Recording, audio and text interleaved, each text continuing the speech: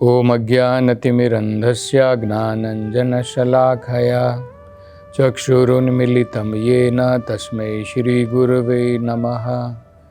नमो ॐ विष्णुपदाय कृष्णप्रेष्ठाय भूतले श्रीमते भक्तिवेदान्तस्वामिन् इति नामिने। नमस्ते सरस्वती देवे गौरवाणी प्रचारिणे निर्विशेषा शून्यवादी पाश्चात्य देशतारिणे। जय श्री कृष्ण चैतन्य प्रभु नित्यानंद श्री अद्वैत गदाधर श्रीवासदि गौरभक्तवृंद। हरे कृष्ण कृष्ण कृष्ण हरे हरे, हरे राम राम राम हरे हरे। हरे कृष्णा। तो अब नारद जी अंत में राजा प्राचीन बरही को सारांश में बहुत महत्वपूर्ण निर्देश देते हैं। वो कहते हैं कि हे राजा, मैंने तुम्हें ये आत्म ज्ञान प्रदान किया है। नारद जी ने राजा पुरंजन की कहानी के द्वारा और बाद में उस मृग की कहानी के द्वारा उसकी क्या परिस्थिति है, इन सभी के द्वारा, और अंत में उन्होंने ये भी बताया कि आत्मा जो है किस प्रकार से एक शरीर से दूसरे शरीर में स्थानांतरण होती है, हमारा जीवन इस भौतिक संसार में कैसे चलता है अनेकों प्रकार की योनियों में। तो ये सारे आत्म साक्षात्कार का जो ज्ञान है नारद जी ने राजा प्राचीन बरही को प्रदान किए। तो कहते हैं कि हे राजा, इस ज्ञान को समझना इतना आसान नहीं है, लेकिन भगवान की कृपा से भक्त के हृदय में ज्ञान का प्रकाश भगवान स्वयं प्रज्वलित कर देते हैं और सब कुछ भक्त के लिए बड़ा सरल हो जाता है समझना। इसलिए हे राजा प्राचीन बरही, मैं तुम्हें सारांश में कह रहा हूं कि तुम भगवान वासुदेव की उनकी भक्ति में लग जाओ। ये सारे अनेकों प्रकार के कर्म कांड के कर्म जो तुम करने में लगे हो, इन सब का त्याग करके केवल भगवान की भक्ति में लग जाओ। तो वो किन शब्दों में कहते हैं, भज सर्वात्मना हरिम। जो हरि भगवान आत्माओं की भी आत्मा है, सर्व आत्मना हरिम, जो सभी की आत्मा है, वो भगवान हरि, उनकी भज मतलब है उनकी सेवा में लग जाओ। तो ये बड़ा महत्वपूर्ण विषय यहां पर नारद जी बता रहे हैं। तो हमें पता है भगवान को समझना अत्यंत कठिन है। भगवत गीता में स्वयं भगवान कहते हैं, मनुष्य नाम सहस्रेषु कश्चित यतति सिद्धये। सबसे पहले तो मनुष्यों में लोग जो हैं ज़्यादातर भौतिकतावाद में डूबे हुए हैं। बहुत कम लोग आध्यात्मिक सिद्धि की प्राप्ति करने का प्रयास करते हैं, और जो लोग आध्यात्मिक सिद्धि प्राप्ति करने का प्रयास करते हैं उनमें से बड़ी मुश्किल से एक व्यक्ति भगवान को सही प्रकार से समझ सकता है। हार्डली, मुश्किल से एक व्यक्ति भगवान को सही प्रकार से समझ सकता है। मनुष्य नाम सहस्रेषु कश्चित यतति सिद्धये। हजारों हजारों मनुष्यों में से एक व्यक्ति हो सकता है सिद्धि प्राप्ति के लिए प्रयास करे। आगे भगवान क्या कहते हैं, यततामपि सिद्धानाम, और जिन व्यक्तियों ने सिद्धि प्राप्त कर ली है, कश्चित माम वेत्ति तत्वतः, उसमें से हो सकता है कि एक या कुछ चंद गिने हुए लोग मुझे सही प्रकार से समझ सकें। तो ये बड़ा महत्वपूर्ण है। लेकिन जब हम भगवान की कृपा के पात्र बन जाते हैं, तब अपने आप हम भगवान को समझ सकते हैं। ये नारद जी नारद पंचरात्रा में कहते हैं, सेवोन मुखे ही जिह्वादौ स्वयं एव ही स्फुरति अदाहा। जब हम जीभ से लेकर के सारी इंद्रियों को, जीभ से प्रारंभ करके सारी इंद्रियों को जब हम भगवान की सेवा में लगा देते हैं, तो स्वयं एव ही स्फुरति अदाहा, सेवोन मुखे ही जिह्वादौ। तो सबसे पहले मुख, जीभ के द्वारा जब हम भगवान की सेवा में लग जाते हैं, मुख के द्वारा और जीभ के द्वारा भगवान की सेवा कैसे होती है, भगवान के नाम का कीर्तन करके, जप करके और भगवान का प्रसाद ग्रहण करके। जीभ के दो ही काम होते हैं, एक तो खाने का, एक बोलने का। तो दोनों के द्वारा हम भगवान की सेवा कर सकते हैं और बाकी इंद्रियों को भी लगाना है। जीभ से प्रारंभ करना है। भक्ति सेवा प्रारंभ होती है जीभ से, जब हम भगवान के नाम का जप प्रारंभ करते हैं, बाद में श्रवण करते हैं, कीर्तन करते हैं, हाथों को भगवान की सेवा में लगाते हैं, पाँव को भी भगवान की सेवा में लगाते हैं, सभी इंद्रियों को भगवान की सेवा में हम लगा देते हैं। तब क्या होता है, भगवान संतुष्ट हो जाते हैं और संतुष्टि के बाद में भगवान जो है स्वयं हमें ज्ञान प्रदान करते हैं।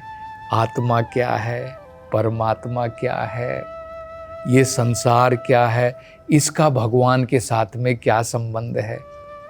ये उदाहरण वेदों में दिया है। देखिए, बहुत समझने लायक उदाहरण। अन्यथा आपने देखा होगा बहुत सारे कन्फ्यूजन होते हैं लोगों को। आध्यात्मिक रास्ते में भी, आध्यात्मिक मार्ग में भी लोगों को बहुत सारे कन्फ्यूजन है, डाउट्स रहते हैं, संदेह रहते हैं और सही प्रकार का ज्ञान उन्हें प्राप्त नहीं होता है।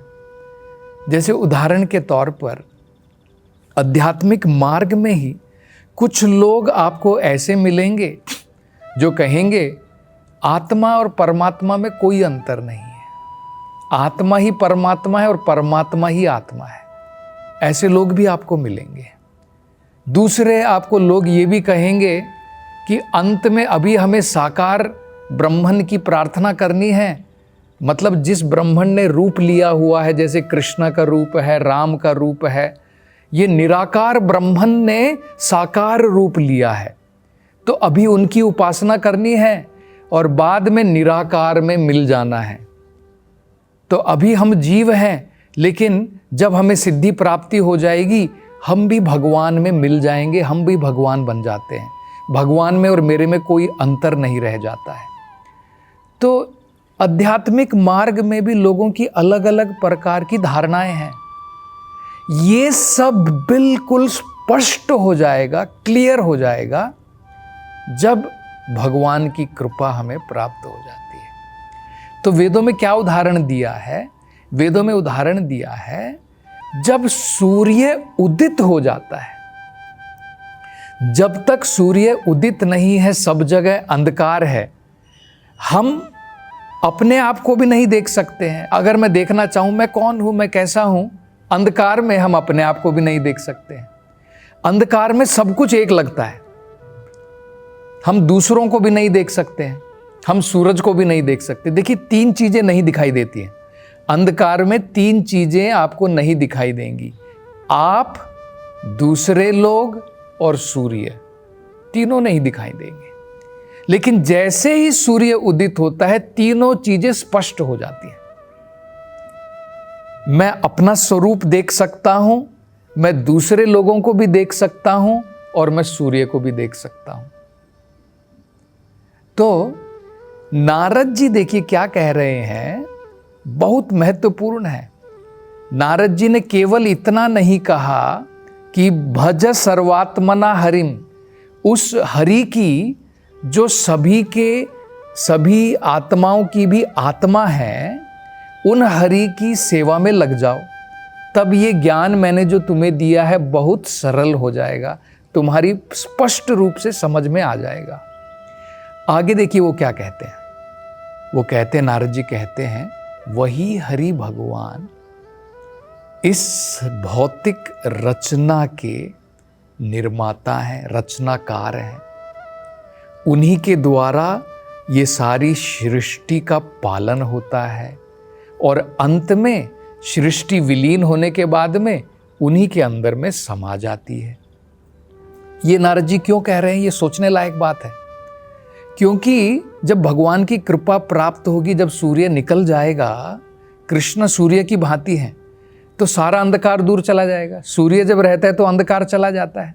भगवान की सूर्य रूपी कृपा अगर हमें प्राप्त हो गई, तो जो ये हमारी नासमझ है कि मैं ही भगवान हूँ, मैं ही ब्रह्मन हूँ, मैं ही परब्रह्मन हूँ, मैं भगवान में जाकर के एक हो जाऊँगा, भगवान निराकार है, वो साकार रूप कभी कभी लेता है, नहीं तो अंत में निराकार है, ये सब अंधकार दूर हो जाएगा।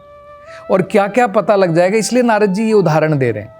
हमें ये भी पता लग जाएगा कि भगवान का इस भौतिक संसार से क्या संबंध है।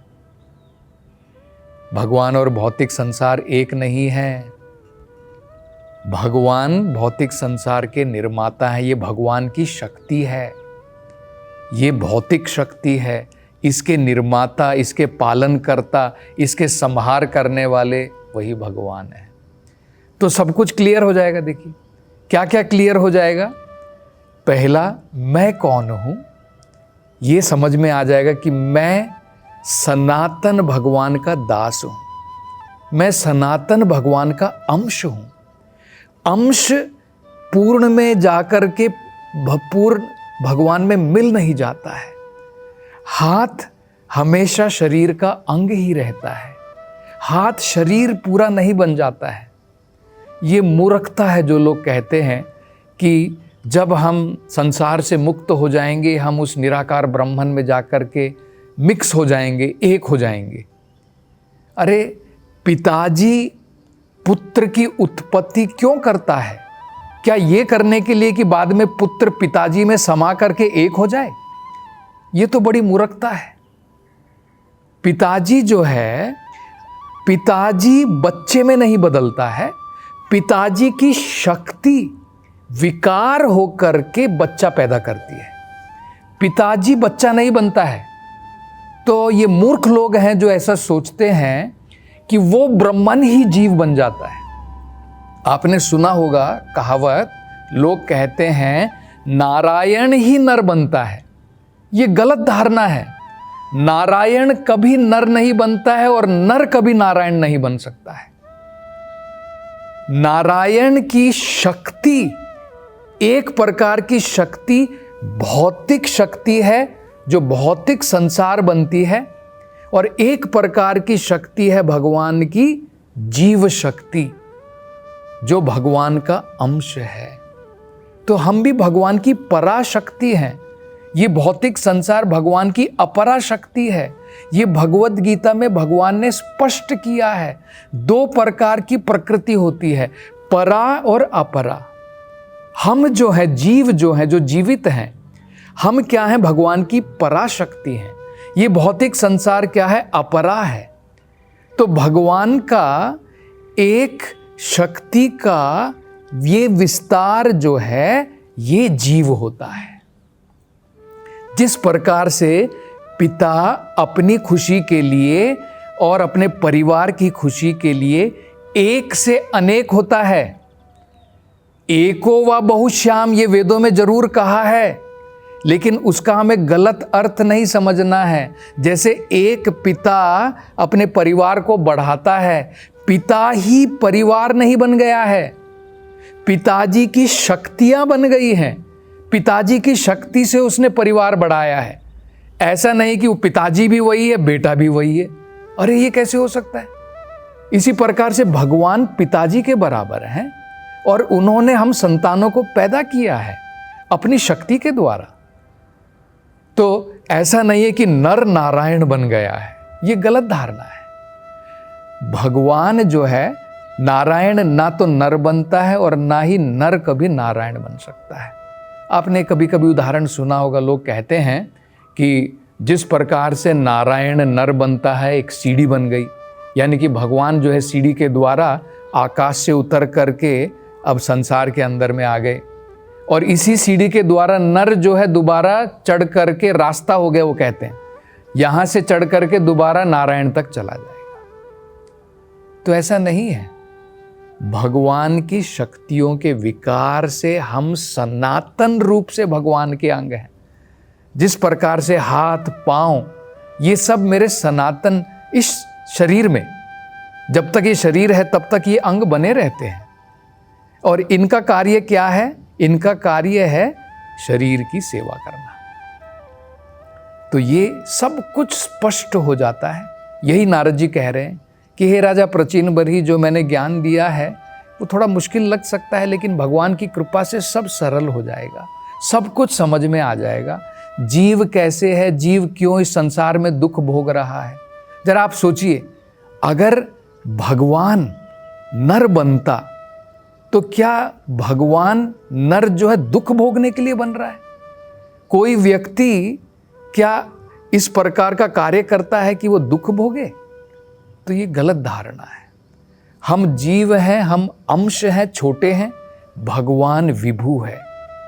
तो अंश जो होता है, जैसे बड़ी चिंगारी है, हम छोटी सी चिंगारी है, बड़ी आग है, हम छोटी सी आग है।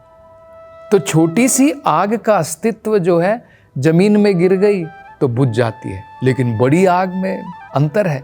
क्वालिटी में, दोनों के गुणों में समानता है, मात्रा में समानता नहीं है। तो जीव में और भगवान में समानता जरूर है। क्या समानता है? समानता ये कि हम भी सच्चिदानंद है, भगवान भी सच्चिदानंद है। लेकिन अंतर क्या है? हम माया में फंस जाते हैं क्योंकि हम अणु हैं, छोटे हैं। भगवान कभी माया में नहीं फंसते हैं, ये अंतर है। अन्यथा बताइए क्यों अंतर है? भगवान कृष्ण जब आते हैं, भगवत गीता बोलते हैं, वो भी माया में फंसेंगे तो उनकी भगवत गीता पढ़ने का फायदा क्या हुआ? तो अब आगे नारद जी इस विषय में क्या बताते हैं, इसकी चर्चा हम अगली कथा में करेंगे। हरे कृष्णा।